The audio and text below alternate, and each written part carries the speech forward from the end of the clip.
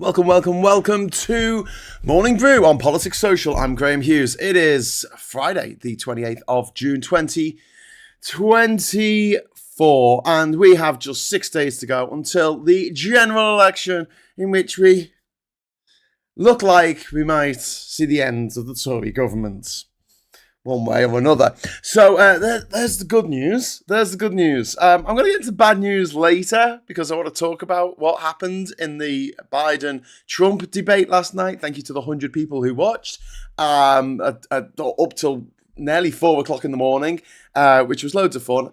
It wasn't, actually. It was the opposite of fun. But it was nice to have people there saying, oh my God, let's share in this moment of utter despair together. But first, we're going to be talking about Andrew Parker. Andrew Parker is a refuck candidate, or at least he's trying to help Farage get elected in Clacton. He was filmed secretly undercover by Channel 4 News, basically saying all the things that you're not supposed to say. Like wanting to shoot people who don't come from this country, like calling our Prime Minister the P word, like being just the worst, the absolute worst. There was also footage of other members of Farage's camp bragging about spending too much money because they're only supposed to spend £20,000 per constituency, but they've spent double that apparently, and then they claim that that was just a joke, and also going nuts that a police car had a pride flag on the bonnet because, these little snowflakes, these little gam flakes are like, oh no, a flag. Oh, keep the flag away from me. While at the same time going, we want to make sure that everyone is issued a flag to walk around with every day, to show everyone that they popped out their mum on this rock in this archipelago. Okay, we need that tattoo stamped on tattooed on their forehead, just so we know, eh? Anyway, just the worst kind of scum. Do you think this is going to put anyone off voting reform? Let me know in the comments. Right, I'm going to jump in and say hello to Daniel, who says, morning, fellow cyborgs. Hello. We've got Stephanie there. We've got Plum Duff. And if you forget any part, Johan, you can always whistle and play the spoons. What? Moonfest Madness says, I was here for the USA debate, but I fell asleep and got QWERTY head. The captain fell asleep at the bridge. Oh my. It was very difficult. Stephanie says, I cannot stop watching the debate. I just wait for the commentaries. They're not Emma good either. Our head-to-head debates are bad enough. I certainly wouldn't put myself through the US one, says Ivan. Ivan, it was like so much worse. It was so much worse. Imagine Farage just going on some random rant about bullshit. Not just, evading the question, but just completely moving to a different country, like emigrating from the question and just saying what he wants to say. There was no fact checkers, and oh my God, Biden was absolutely effing dreadful. Like, dreadful. I can't express to you how bad he was. If I was American, I'll be having second thoughts about voting for Biden after that performance. And I hate Trump with every ounce of my being. I hate the man, and I want him to lose. Of course, I would vote for Biden, but this has actually made me go, ooh, actually, is he going to survive another 4 years? And if I'm thinking that, what the hell? Undecided voters in America thing? I don't know. Jesus Christ. Michael says, morning all, may your days be merry and bright, and may all your Christmases be white. Not this bright, though. Turn the heat down. Yeah. A bit racist, that song, really, if you think about it. Ivan, I want to say hello to you and also to Gillian out there. Neil is in the chat. We've got Billy. We've got John Martin. Andrew's saying, how quickly will Labour get rid of no-fault eviction? Something is going on with my landlord and no one is telling me. I'm petrified I'm going to be under a bridge. Shit. From what Angela Rayner said, very, very quickly. Very quickly indeed. I don't know if it's going to be a day one thing, but that is certainly something that Labour want to put in. We need to stop landlords just running their own little private fiefdoms that you have to pay. Not a tithe to, because don't forget, in medieval times when you had to pay a tithe meant a tenth. A tenth of your income you had to pay to the Lord of the Manor, a tenth. Now you are paying 50% of everything you earn to your goddamn landlord, to your incompetent, lazy landlord who can't be asked working for a living, presumably, and wants you to work for their living. It's got to stop. It's got to stop. So the will to live hasn't left you then, Graham. No. I mean, I don't have much copium with the American election. I'm not even going to pretend that there's some golden silver lining of all this. More of a golden shower. I'm not even going to begin that. But what I'm concentrating on is the fact that we have 6 days until the election. Just 6 days. Just 6 days until the election. 7 days. In 7 days' time, we're all going to be waking up with hangovers going, oh my God, that was incredible. The Tories just got absolutely beyond decimated, because decimated like a tithe just means 1 in 10. I don't want 1 in 10 Tories to lose their jobs. I want 9 out of 10 Tories to lose their jobs. I mean, I would say 10 out of 10, but I want there to be a few of them just so they turn up sheepishly in the House of Commons when it's back in session and just look awful, just look really sad and lonely and despised by the nation, which is what they deserve. I've got 2 super chats come in. Thank you very much. Tyrod 9000, thank you very much. We've got campaign leaflets with our local Tory MP's email and phone number. So we're signing up to multiple job searching sites. That's quite funny. I don't know if you're supposed to do that, but it's still quite funny. Did you see that someone broke into Sunak's property and took a dump in his lake? I mean, I'm not condoning that either, but again, it's quite funny. Ivan, thank you very much. How did the campaigning go in Sunak's patch? Really well, actually. We went canvassing. So canvassing involves knocking on doors. And as someone who has canvassed quite a lot over the years, I have mixed feelings about it. I feel like you should do it because it's what you're supposed to do, but at the same time, the amount of effectiveness it has, 10 out of every 10 doors that you knock on, one of them's empty. One of them will actually answer the door, and half the time they'll say go away. So the number of people you actually end up getting to speak to is very, very small, and you'll spend the whole afternoon knocking on a bunch of doors on a bunch of different streets, and you won't get through to that many people. So what we had was a leaflet, basically, that we took through every door. We had 2,500 of these leaflets, which you all managed to get delivered, thanks to our awesome team, which included Emma, who hopefully we're watching, and Max as well. Hi, Max. How you doing? Obviously me and Ben Chambers and others as well. So it's just absolutely fantastic that people turned out to deliver those leaflets, and they are now delivered. So there you go. We've delivered. We've delivered. We use that word that Sunak likes so much to deliver. Anyway, so the way I'm looking at it, if Sunak loses by 10 votes, that was us. So thanks, everyone. I want 10 out of 10 to lose their jobs, says Vendetta. That is fair enough. Graham, the tithe was to the church, not the landlord. Okay. Yeah, you know what I mean. C3PO's golden showers. Thanks very much for that, Alan Walker. This oil bath is going to feel so good. The problem is, the US problem is both candidates are really old, but at least Biden can be replaced if you can be woken up to it. I accept an attempt to draft Newsom. Okay, so here's the deal. Biden has won the nomination, except they haven't had the ceremony yet, okay? So he's not their official candidate yet, but he is because he's won the nomination. So no one else in the party can stop him being the nominee except for one person. One person in the Democratic Party has the power to stop Biden from being the nominee. Can you guess who it is? Yes, it's Biden. Sorry, that was a crap quiz. It is Biden. So we are in a situation here which I find scarily similar to where we were in 2019 with the former leader of the opposition, in that everyone was screaming, oh my God, you are going to lose this election, you daft old fool. And yet they were like, no, I think we can do this. I really think we can just pull, victory from the jaws of defeat. I mean, I think we can do it. I think this country shouldn't been at the whim of an old man's ego.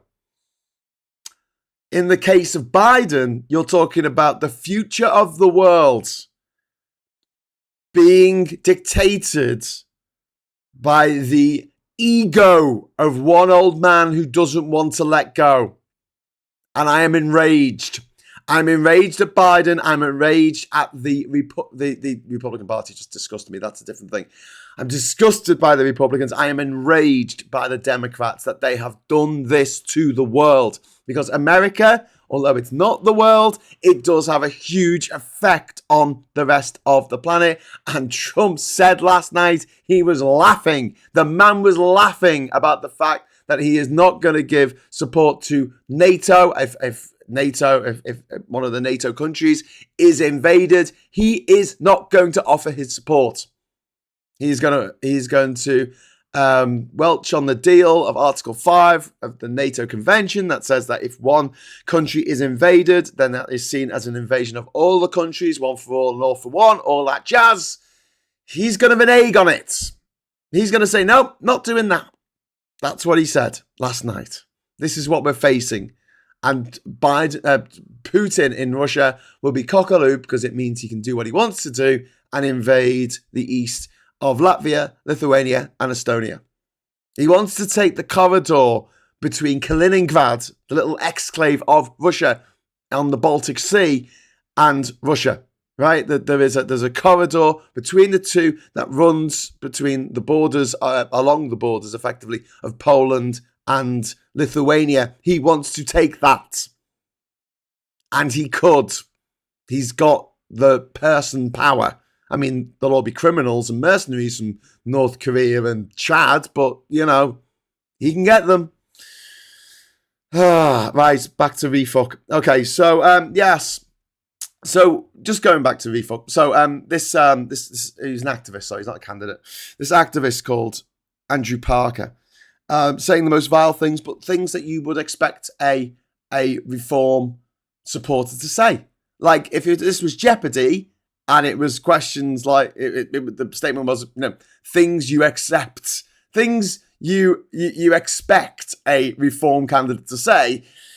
Yeah, he said them. He said them all. There was racism in there, and with the rest of the team there was homophobia, violence. He talked about shooting refugees on the beaches, using them as target practice, degrading human life to that of cannon fodder. The worst, most Nazi way of thinking. And this is the Reform Party. It is the Nazi Party. It is the Ku Klux Klan Party. And we need to fucking well start calling it that and saying, oh, so you're voting for the Ku Klux Klan Party. Okay, cool. That's nice. Oh, we're just not racist. Well, look, here's a video of an activist being racist. Well, he's just one of them. Well, here's a video of someone else being racist. Well, he's just one. Here's a candidate being racist. He's several candidates being mates with the leader of the Nazi Party of Great Britain. Oh, yeah, but I mean, no, it's the Ku Klux Klan Party. And if you vote Reform, you are voting for the fucking Ku Klux Klan. Okay? It's as simple as that. You need to tell your neighbours, you need to tell your co-workers, your colleagues, you need to tell your family who might be tempted to vote Reform. Tell them they are voting for the Ku Klux Klan and that you're never going to forgive them. There you go. That might wake them up. Oh, I'll tell you what. It's come to something, hasn't it, where we're sitting here going, there's all this footage come out of Reform being all racist. And this is a week to go to the election. 6 days to go into the election. And it's come as no surprise to anybody. But what's it going to be like when they are in power? Well, not they're in the power. When they have members of parliament.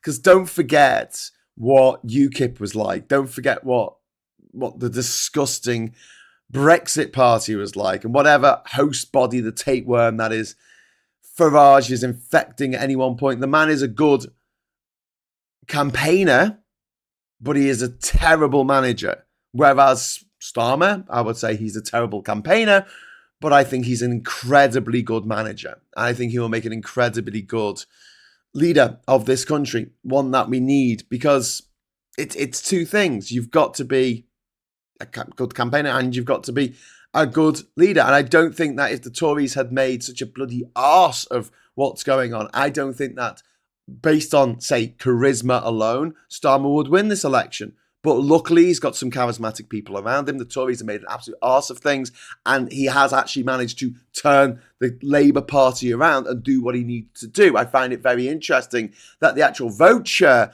that it looks like Keir Starmer's Labour Party are going to get is actually going to be lower, maybe, than the vote share that they got in 2019. But it doesn't matter because he has managed to convince Tory party voters either to vote for someone else, even for Labour, or to not vote at all. And that's something that the previous leader of the opposition was not capable of doing. Who might have been a decent campaigner, but you need a bit of both, I think, at the end of the day.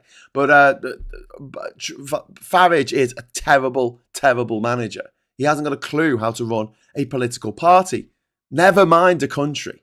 And this is why populist dickheads like him are so dangerous. They promise the world, and dickheads listen to them and go, oh yeah, he's promised us the moon on a stick. I'm going to vote for him. Woohoo! And you're like, he can't do it. He can't do the things he's going to say. He says that he's going to do. He's going to have a shortfall of billions of pounds if he does what he's going to. He says he's going to what? He's going to stop all rich people having to pay tax, and that's going to work somehow. Somehow that's going to work.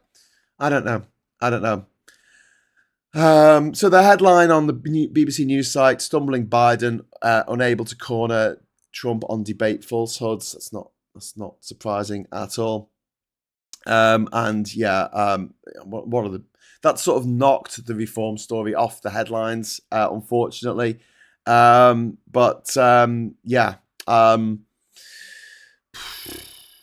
LGB community, the police officers will be paramilitaries. They won't be police. This is from Andrew Parker, and they should bring back the noose.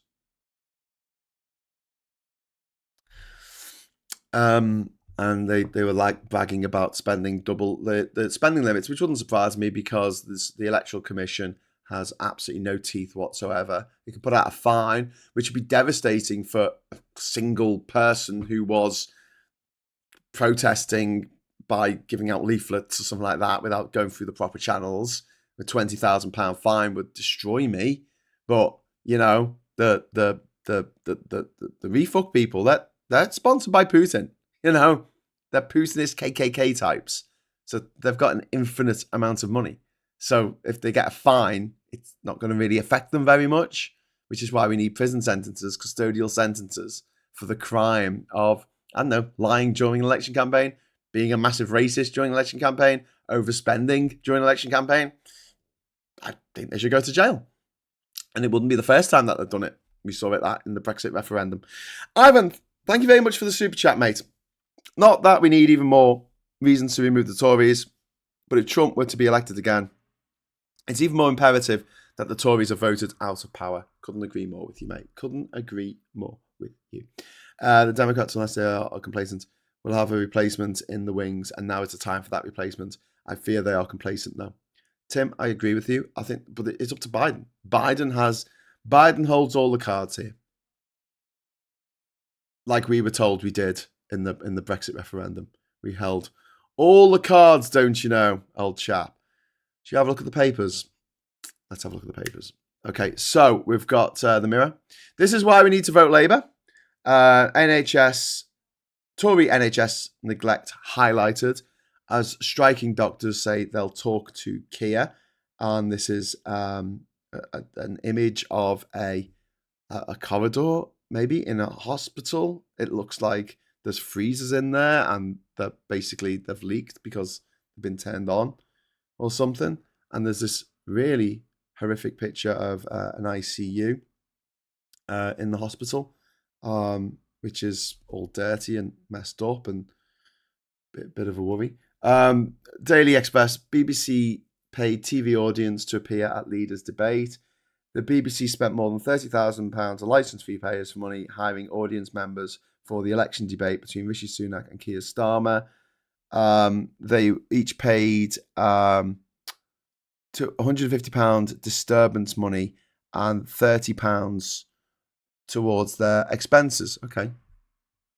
I mean, that's to get to York. It costs over £100 to get the train to York from anywhere.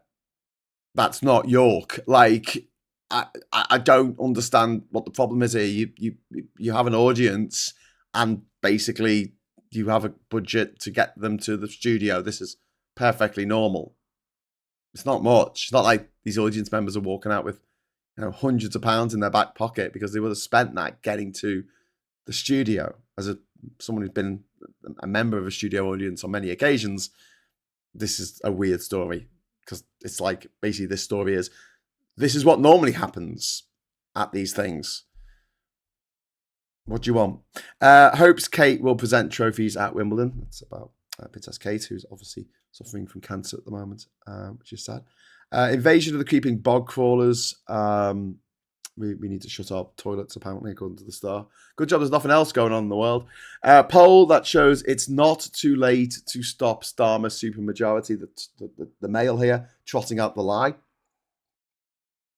about there being a supermajority. And I'll say it again. We've said it before on this channel. We'll say it again. There is no such thing as a supermajority in British politics. It does not exist. If you have a majority of 1, you can change the constitution. If you have a majority of 100, you can change the constitution. If you have there's nothing that extra you can do with extra politicians. If you have extra MPs in, if you have extra members of Congress and extra members of the House of Representatives in America, yes, you can change the constitution with a 2/3 majority in both houses. Okay, great, well done.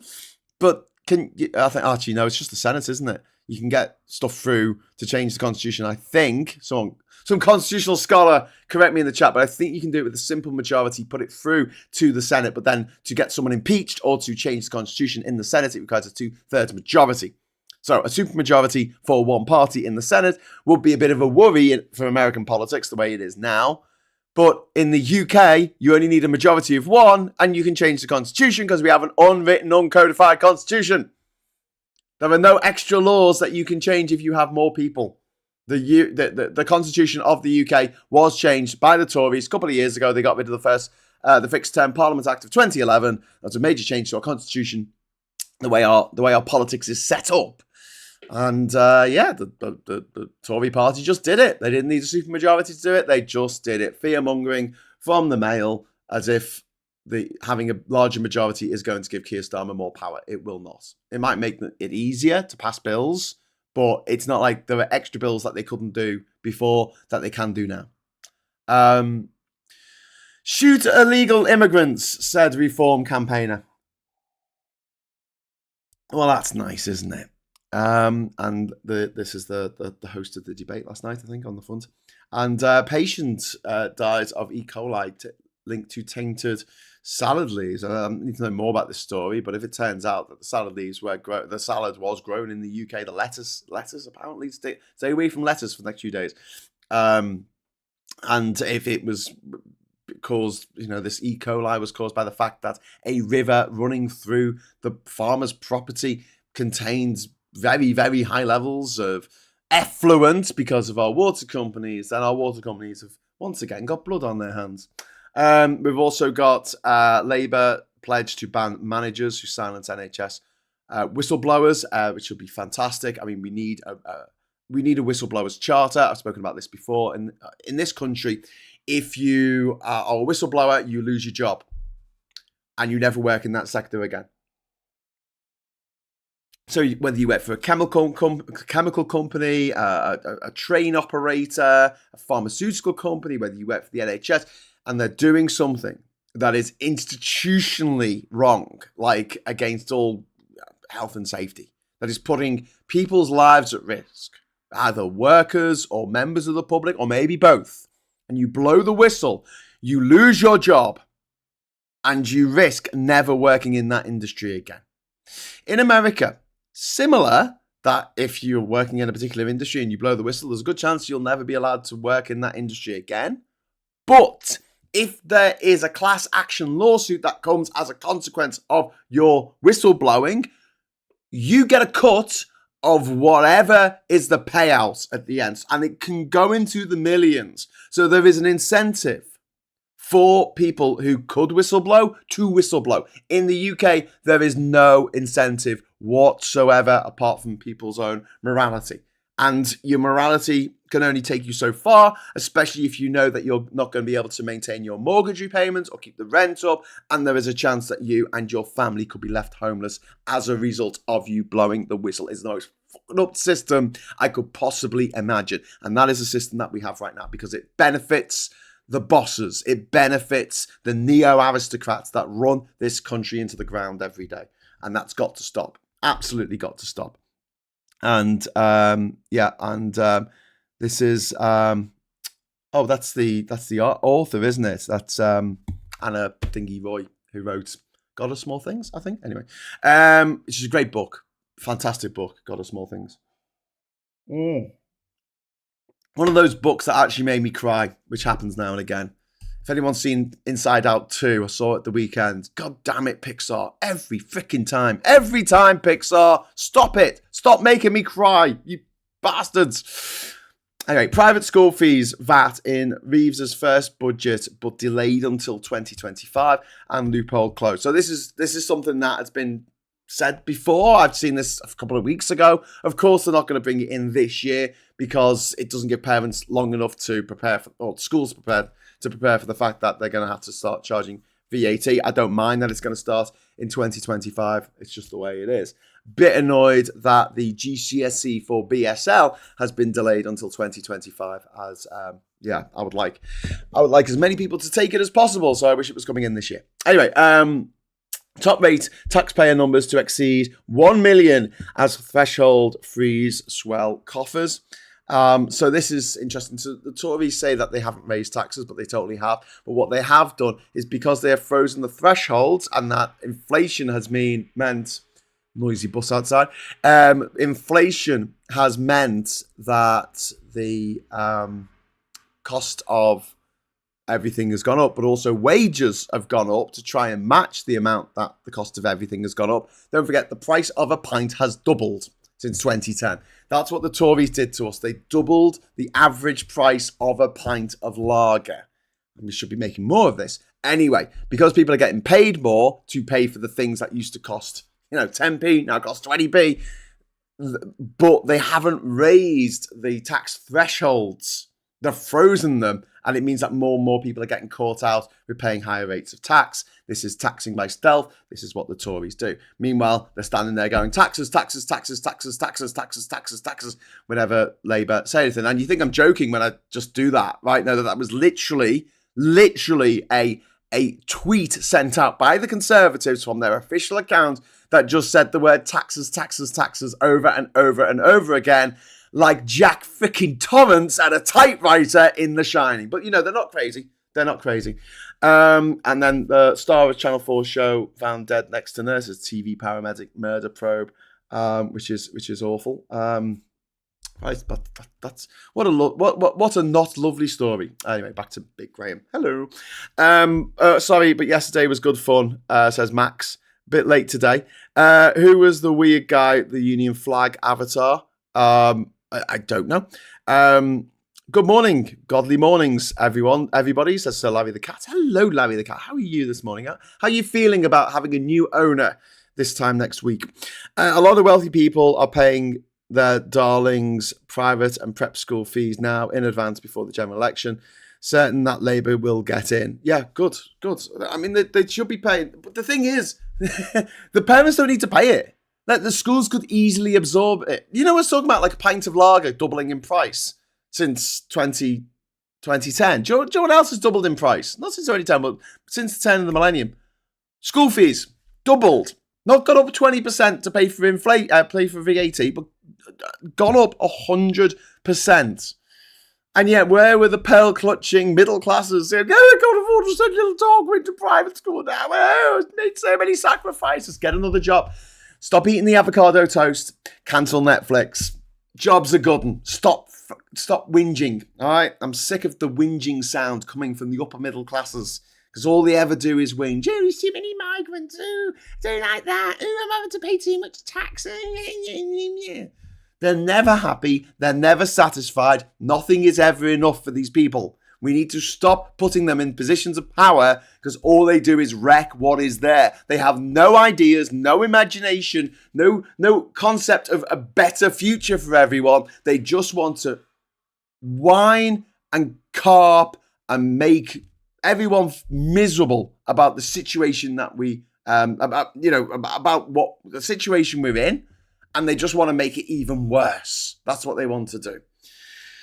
I want to see a sort of easy infographic way of displaying how shit things have got since 2010. And this could be a brilliant Labour campaign, just a meme, right? And you've got to make memes as simple as possible, not putting loads of words on the meme. That doesn't work. You people are just going to scroll past it really fast, okay? They didn't do that when they put out those memes for the Brexit fraudurendum, when Leave.eu was putting out things saying, the EU's coming to take away your tea bags and kill all the polar bears. It was just a picture of a polar bear. And it said, do you want the EU to kill this bear? No, click here. That was it. So Labour need to take a leaf out of that book and just have pictures of a pint and how much it cost in 2010 and how much it costs now. Stuff that people can relate to. Is no good talking about the economy. We learned this fighting against Brexit. Like, we talk about trade deals. We talk about the economy. We talk about assets being stripped from the UK. We talk about £1 trillion of assets leaving. People's eyes glaze over. They can't conceptualize £1 trillion. That's a million. It's a ridiculously big number. The human brain is not evolved to deal with numbers that big. So what do? Well, we find things that are relatable to people. Like, this is going to affect your life negatively, and here's how it's going to affect your life. And that's what Labour should be doing right now, and just pointing out how much better things were in 2010. Because Rishi Sunak in the debate yesterday was like, I'm going to, what was he saying? He was saying that in 2010, the Labour left a terrible economy. And I was like, it was twice what it was in 1997. It was twice what it was. Like, it had doubled. I know it had gone down a bit towards the last couple of years because of the economic downturn of the world in the wake of the credit crunch. But still, it was still a lot more. It's still over $1 trillion more than it was. And the Tories, they've done nothing. They've done absolutely nothing. It's still at the level it was of economy in 2007. But that's kind of unrelatable. I mean, I'm talking trillions there. 6 for the pint of lager. Anyone can go, oh my God, it is £5 for a pint of lager now in the local pub. It used to be £2.50 not that long ago. That's what the Tories do with their inflation and their taxes and their cost of living increases. Look how much it is to fill your car with fuel. Look how much it is to just buy food at the supermarket. Have a picture of a small, supermarket trolley and a big supermarket trolley. Like, how much can you buy for 50 quid from your supermarket? 20, 10, 24, 24. How much beer can you buy for £2.50? Pint in, just really clear graphics. Pint in 2010, half pint in 2024. Simple ways of showing what life has become under the Tories. And the fact that people's life savings are worth half what they were before the Tories got in. Half. They have halved. Your life savings have halved. Your pension has halved. Because it hasn't kept up with inflation, I'll tell you that now. Okay, Egg Banjo. We need more gammon trolls. I enjoy playing with them, says Alf. Greeny goes, I feel like I missed out not having Sky TV when I was a kid, complicated by the fact they hadn't been invented and we didn't have a telly in the house. Anyway, we could boost GDP by 4 to 5% if we were in the EU. Think how many doctors and nurses that the taxes on that could pay for, or reduce the number of people using food banks. Exactly. Have public schools subsidised state schools, not the other way around? Yes, exactly, Viv, because at the moment, we subsidise the private schools. I can't express this enough.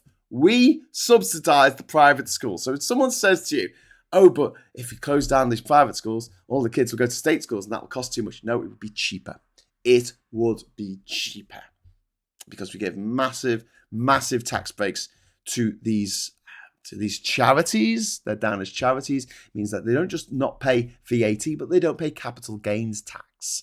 So when Eton decides to sell its golf course or whatever it decides to sell, it can keep 100% of the money of that. Thank you very much. And just to keep their head above water at the Charities Commission, they make sure that 1 in 100 students gets a full bursary. So that's 1 in 100 students from a working class background. The rest of the students are from middle class backgrounds whose parents probably work for themselves and pay themselves 11 grand a year just to stay under the tax threshold, keep the rest of the money in a business, and say, well, we've done that earning that much, so, can we have some money towards our expensive school fees? And okay, yeah. And you get tax breaks on that as well. On what the parents do pay, they get tax breaks on it. And I say this again, like if you pay £30,000, get put an extension on your house, you have to pay VAT. If you pay £30,000 buying a car, you have to pay VAT on that car. If you spend £30,000 on a little Tarquin, 2 at a posh stroll, you pay no VAT at all. None of that money goes to the exchequer, which I think is unfair. Because that is money that is not going back into the system for a luxury. And don't let anyone tell you otherwise. It is a freaking luxury to go to a school where you get free musical instruments provided by the taxpayer. Brilliant, because, again, it's a charity, so they're allowed to not spend, instead of giving that money in tax to the government, they keep that and they say it's okay because we're buying musical instruments and sporting equipment for the children of millionaires. What a great system. Ryan does think, thank you very much for the super chat. Might be the last one of the morning because I've gone over, as always.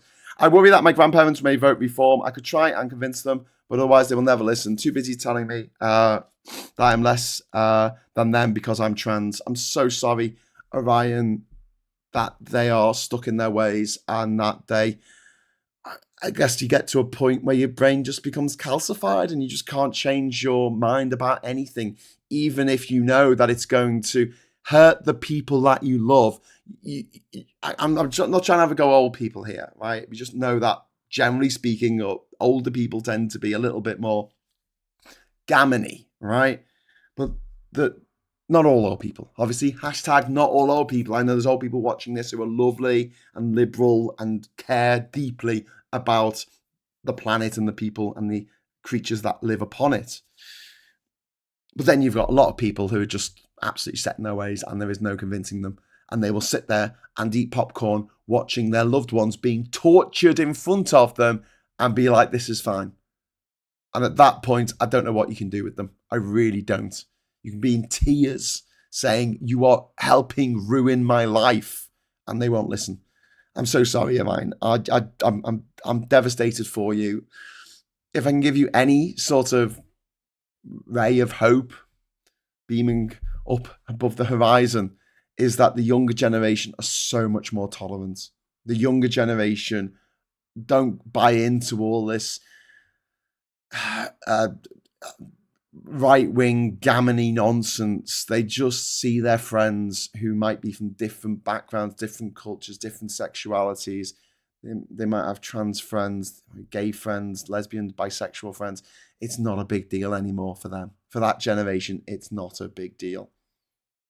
For the old generation, it is, because they're just, not all old people, but for a good chunk of them, it is a problem.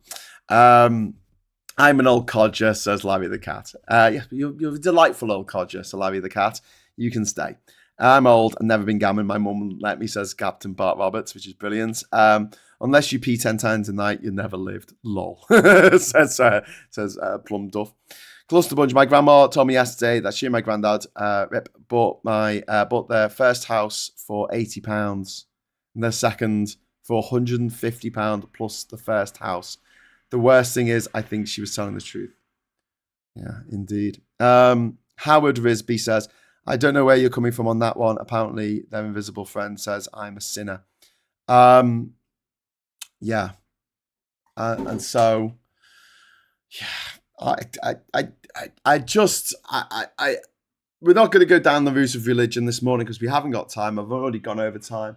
But it does boil my piss when people who purport themselves to be Christian are just bigots. And Jesus, if you read what he said, he was kind of against bigotry. He said to love your neighbor. He said rich people aren't going to get into heaven. He said people should lead a pious life, not one that is dominated by the love of greed and wealth. And these same people who purport themselves to be Christian are going to vote for Trump, the living embodiment of the 7 deadly sins, all put together, plus all the kids from Charlie and the Chocolate Factory, the bad kids put together. Anyway, although he has probably got Charlie's hair. Right, I'm gonna head off now. Thank you so much for watching. I'll be back at 1:00 for the next show today. This is our second show so far. We've got the agenda with Phil Morehouse at 1:00, and then we have Quagglebox with Nigel Farage and Carla Denyer at 8:00, and then we're going to segue straight into tonight's Politics Social at 9:00. I've got some exciting news before we go. Well, I don't know if you'll find it exciting. I'm planning to do morning brews tomorrow and on Sunday because it's the last week before the election. So let's get as much discussion and debate into the chat as possible.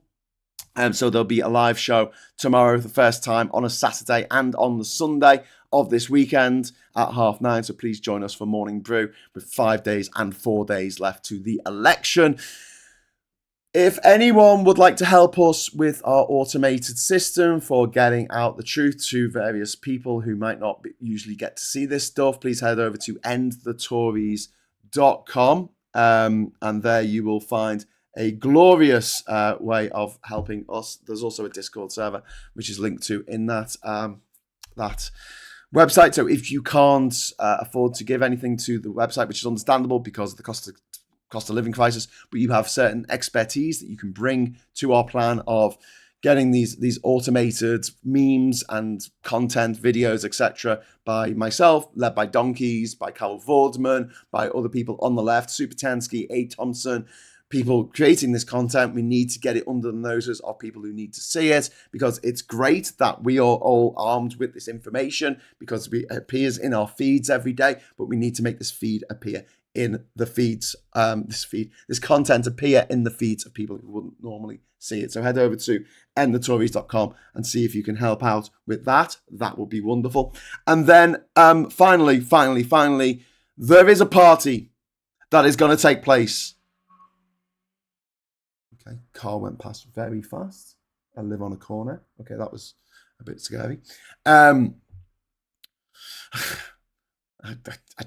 The traffic just annoys me. I mean, I live in a village. We should be having the odd horse-drawn cart go past now and again, which we do, but yeah, boy races. Right, next Thursday, voting day, so please vote.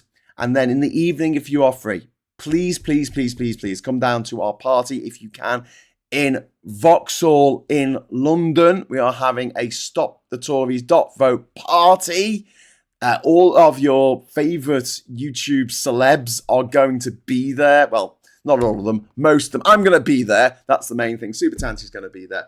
And also Marina Perkis. Gemma Forte is going to be there. And Femi's going to be there as well. So if you like watching our content, please come along and watch us. Watch us? Okay, watch with us as the Tories are absolutely decimated, ground to dust and blown to the four winds. So if that sounds good to you, we're going to have a big screen on with the results coming in throughout the night. It's from 9 o'clock till 3 o'clock in the morning. I know a lot of results are going to come in around 3 o'clock, but that's the time that we've got the venue till. If you would like to join us for that, I do have tickets that have been generously donated by people in the chat here. So please get in touch with me via grahamdavidhughes.com. If you are struggling to pay for things right now, we will pay for your transport so long as it's in London. I mean, we've got to be reasonable here. We can't afford to have people coming down from Edinburgh. I'm sorry, but if you're in London, we'll pay for your tube fare. We'll pay for your bus fare home on the night bus. We'll also get you a couple of drinks as well in the venue. So please just get in touch with me and just say, I'd love to come to this party. Wouldn't necessarily be able to afford it, but if you can, if you can come and you want to come, please get in touch with me. I do have a few tickets. There's about 100 tickets left up for grabs. They're probably going to go pretty fast this week. So if you do want to buy tickets, it's 15 quid. There is a discount code if you are on benefits. But obviously, look, if you want tickets for free, then just get in touch with me and I can probably sort that.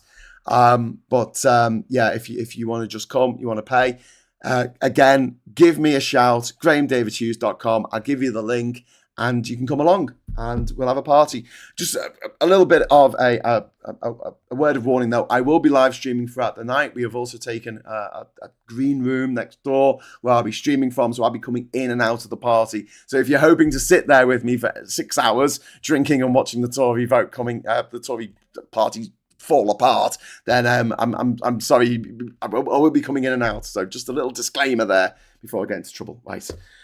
Whoa, I've got overtime. Woo! I don't need a shave. I need a shave. Bloody hell. I'm looking like the littlest hobo here.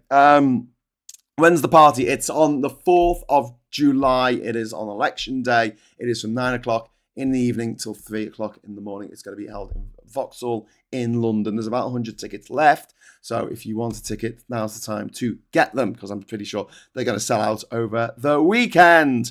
Vendetta, people on benefits in London do get extra money. I looked into moving there a few years back. I would never got a place to rent now. Yeah, I mean, it's ridiculously expensive. Well, there you go. Okay, so thank you very much for joining me. I'll be back at 1 o'clock with Phil Morehouse. Please join us for that. Give us a like on the way out. And until then, I'll say thanks for watching. Thanks for the super chats. And until next time, hello, good evening, welcome, and goodbye.